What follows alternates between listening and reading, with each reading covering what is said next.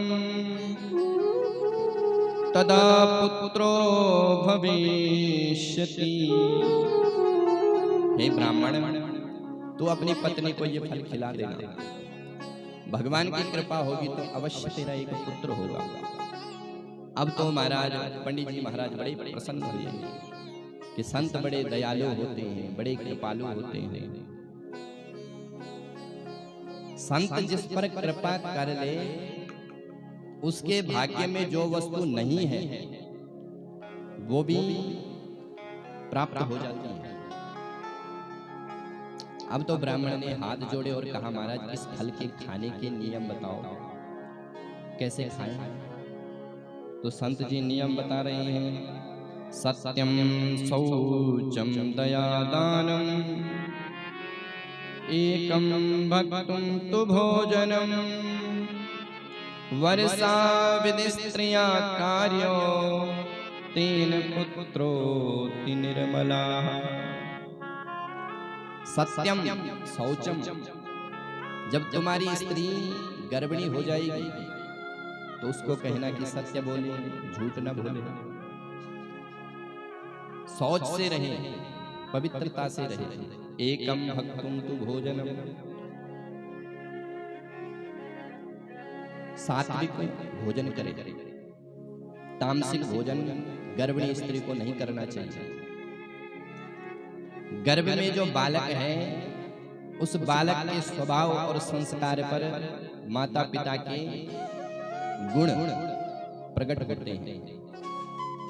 माँ का जैसा स्वभाव होगा, माँ का जैसा खान पान रहन सहन उठना बैठना होगा, बालक का भी वैसा ही होगा।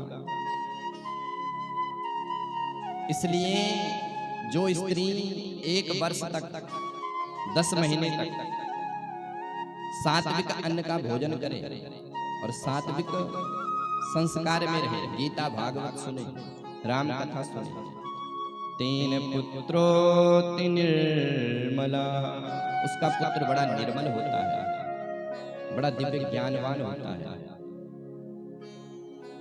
लेकिन आजकल की माताएं क्या करती है, होटल से चाउमीन मंगाएगी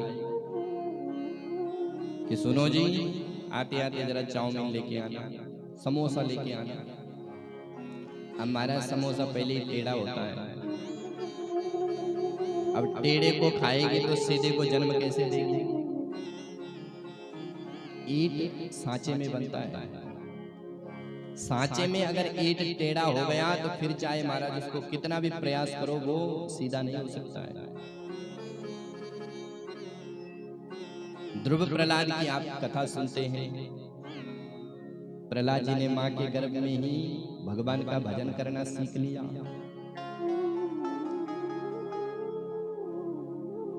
अर्जुन का पुत्र अभिमन्यु सुभद्रा के गर्भ में थे, तो उस समय अर्जुन के द्वारा सुभद्रा ने चक्रव्यूह की कथा श्रवण करी महाभारत में, और अभिमन्यु ने मां के गर्भ में पूरी चक्रव्यूह की जो विद्या है उसको ग्रहण कर लिया। तो मां के गर्भ में जब बालक होता है तो उस समय वो जैसा आचरण मां का होगा वैसा आचरण उसका हो जाता है। लेकिन आजकल के माताएं तो महाराज रील्स बनाती हैं, तो जब रील्स बनाएंगे तो बच्चा बाद में पैदा होगा, पहले उसको फोन चलाना आ जाता है सब।